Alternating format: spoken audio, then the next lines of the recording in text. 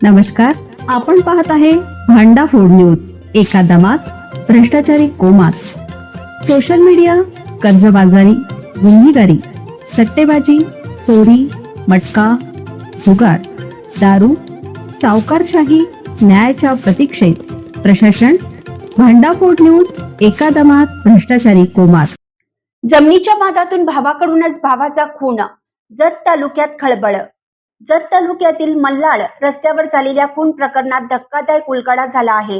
शेतजमिनीच्या वादातून दोन सख्या भावांनी मिळून आपल्या भावाचा खून केल्याचं समोर आलं आहे. या घटनेमुळे परिसरात एकच खळबळ उडाली आहे.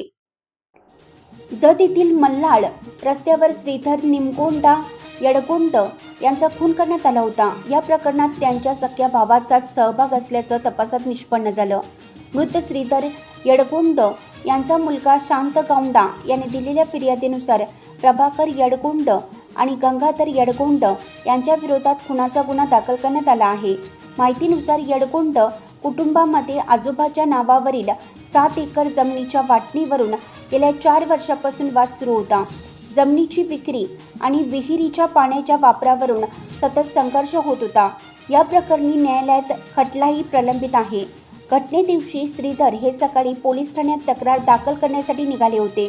त्यानंतर दुपारी संशयितांनी धमकी दिल्याचं समोर आलं. सायंकाळी सिद्धेश्वर हॉलसमोर श्रीधर यांच्यावर दगड आणि काचेच्या बाटलीने हल्ला करण्यात आला. या हल्ल्यात ते गंभीर जखमी झाले. घटनास्थळी पोहोचलेल्या त्यांच्या मुलाला श्रीधर हे रक्ताच्या थारोळ्यात पडलेले आढळले. त्यांना वाचवण्याचा प्रयत्न केला असता मात्र तोपर्यंत त्यांचा मृत्यू झाला होता. या घटनेनंतर जत पोलीस ठाणे यांनी गुन्हा दाखल केला असून पुढील तपास सुरू आहे.